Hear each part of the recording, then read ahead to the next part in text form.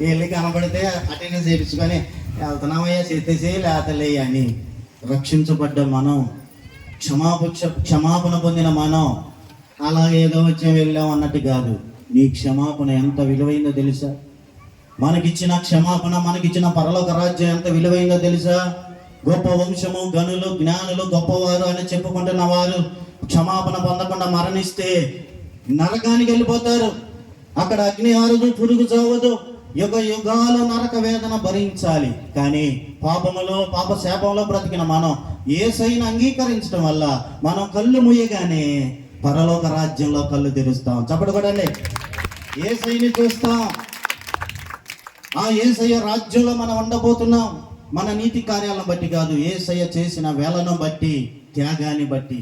ప్రభువా, ఏమిచ్చినా ఇవ్వబోయినా నా కొరకు నన్ను క్షమించావయ్యా, నన్ను రక్షించావయ్యా, నీకు స్తోత్రం అని ఎప్పుడైనా కన్నీటితో కృతజ్ఞత ప్రార్థన చేశారా? చేయకపోతే స్టార్ట్ చేయండి, స్తోత్రం చెప్పండి గట్టిగా. హల్లెలూయా.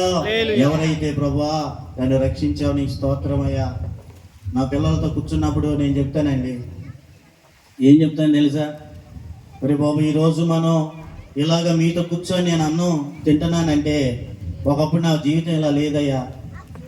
యేసు ప్రభువే నా జీవితంలోకి రాకపోయింటే ఈ పాటికి ఎప్పుడో చచ్చిపోయేవాడిని, ఎప్పుడో గందరగోళం అయిపోయేవాడిని, నన్ను నేనే చంపుకుందామని ఎదురు చూసిన వాడిని.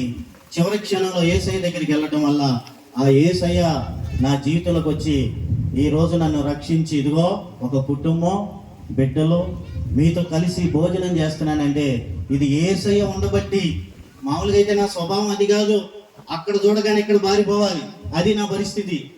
కానీ ఈరోజు ప్రేమతో ఉంటున్నాం, ప్రేమగా బ్రతుకుతున్నాం అంటే కారణం యేసయ్య. స్తోత్రం చెప్పండి ఒకసారి గట్టిగా. హల్లెలూయా.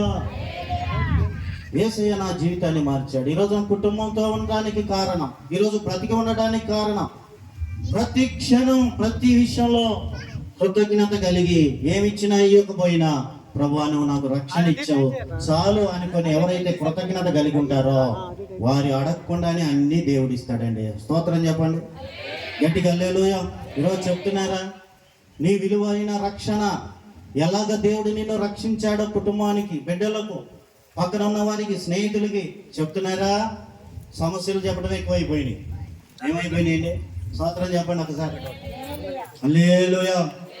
రక్షణ విలువ గుర్తెరిగి ప్రభువుకి కృతజ్ఞత కలిగి జీవించాలి. ఇతరులకు కూడా నీ రక్షణ విషయం తెలియజేయాలి. రెండవదిగా ఆమె ఏం చేసింది? కన్నీటితో ప్రార్థన చేసింది. ఇంకోటి ఏం చేసింది? ముద్దు పెట్టుకుంది. పాదాలు ముద్దు పెట్టుకోవటం అంటే ఆయన పాద సన్నిధి, పాద సేవ. ఈరోజు పాద సేవ ఎక్కడ? యేసయ్య విషయంలో, పరిచర్య చేసే విషయంలో నమ్మకంగా ఉండాలి. మూడవది విలువైన అత్తరు తీసుకొచ్చి యేసయ్య పాదాలకు పూసిందండి. స్తోత్రం చెప్పండి అండి గట్టిగా. హల్లెలూయా. విలువైన అత్తరు తీసుకొచ్చి యేసయ్య పాదాలకు పూసింది. ఇది ఎంత విలువైందైనా అది నీ పాదాల కంటే నాకు విలువైంది ఏది లేదు. యేసయ్య నీ పాదాలే నాకు విలువైనవి అని కృతజ్ఞత కలిగి బ్రతికింది. ఈరోజు ప్రియులారా, మన జీవితంలో కూడా యేసయ్య కొరకు మనం బ్రతక, యేసయ్య మార్గం కొరకు మనం బ్రతక. అలాగా మనం కృతజ్ఞత కలిగి బ్రతికితే ఆయన అన్ని విషయాల్లో ఆశీర్వదించేవాడు. స్తోత్రం చెప్పండి. చివరిగా ఆమెను చూసి ఏమన్నాడంటే, ఈమె విస్తారముగా ప్రేమించింది కనుక ఈమె విస్తార పాపములు క్షమించబడ్డాయి. నాతో పాటు చెప్పండి, ఈమె అమ్మా ఈమె విస్తారముగా ప్రేమించాను గనుక. ఈరోజు ఇంతమందిలో దేవుడు మనల్ని కూడా చూస్తుంటాడు. కొంత ప్రేమిస్తున్నామా? ఎక్కువ ప్రేమిస్తున్నామా? విస్తారంగా ప్రేమిస్తున్నామా? ఎవరిని? యేసయ్యను. ఈరోజు విస్తారముగా ప్రేమిస్తే 91వ కీర్తన 15వ వచనంలో ఉంది, అతడు నన్ను ప్రేమించుచున్నాడు గనుక నేను అతన్ని తప్పించేదను, శ్రమలో నేను అతనికి తోడై ఉండేదను, అతన్ని విడిపించి గొప్ప చేసేదను. హల్లెలూయా. గట్టిగా స్తోత్రం చెప్పండి. ప్రేమ ఎప్పుడు తెలిసిందండి? కష్టంలో ఉన్నప్పుడే. అన్నీ కలిసి వచ్చినప్పుడు మనం ఒక వ్యక్తిని ప్రేమిస్తే వారి వెంట ఉంటే అది ప్రేమ. అన్నీ కలిసి వచ్చినప్పుడు ఉండటం కాదు ప్రేమ. కష్టంలో అయినా, ఇబ్బందులో అయినా ప్రేమించిన వ్యక్తి కొరకు నిలబడతామే, అది నిజమైన ప్రేమ. స్తోత్రం చెప్పండి ఒకసారి అమ్మా, గట్టిగా స్తోత్రం చెప్పండి అమ్మా. ఎందుకు దేవుణ్ణి నమ్ముకున్న తర్వాత కూడా దేవుడు కొన్నిసార్లు ఆలస్యం చేస్తాడు? ఎందుకు దేవుణ్ణి నమ్ముకున్న తర్వాత కూడా కొన్నిసార్లు వ్యాధి బాధలు వస్తుంటాయి? ఎందుకు దేవుణ్ణి నమ్ముకున్న తర్వాత కూడా ఎన్నోసార్లు ఆలస్యాలు, ఆటంకాలు, వ్యతిరేకతలు మన జీవితంలోకి వస్తుంటాయి? ఎందుకు తెలుసా? దేవుడు నిన్ను గమనిస్తూ ఉంటాడు. ఎందుకు తెలుసా? ఈమె ప్రేమిస్తుందా, ఇతడు ప్రేమిస్తున్నాడా, లేకపోతే సనుక్కుంటాడా, లేకపోతే విడిచిపెట్టి పోతాడా, వీరి ప్రేమ నిజమైందేనా? హల్లెలూయా. చూస్తాడు. ఈమె విస్తారముగా ప్రేమించింది. ఈరోజు దేవుని బిడ్డ, దేవుణ్ణి ఎరిగిన మనం దేవుణ్ణి విస్తారంగా ప్రేమిస్తున్నామా, కొంచెం ప్రేమిస్తున్నామా? దేవుడు కొలత కొలుసుకుంటాడంట. మరి ఏంది? మరి ఆయనకి పిచ్చి ప్రేమ మనం అంటే. హల్లెలూయా. అంతే కదండి. భర్త నమ్మకస్తుడు, అన్ని విషయాల్లో అన్నీ ఇస్తున్న వాడికి భార్య ప్రేమించి నమ్మకంగా ఉండటం పెద్ద విశేషం ఏముందండి? అన్ని విషయాల్లో బాధ్యత నెరవేరుస్తున్నాడు, ప్రేమిస్తున్నాడు, బాధ్యతలు చేస్తున్నాడు, అన్ని రకాలుగా అన్ని సమకూర్చి పెడుతున్నాడు. ఏ భార్య అయినా ప్రేమించింది.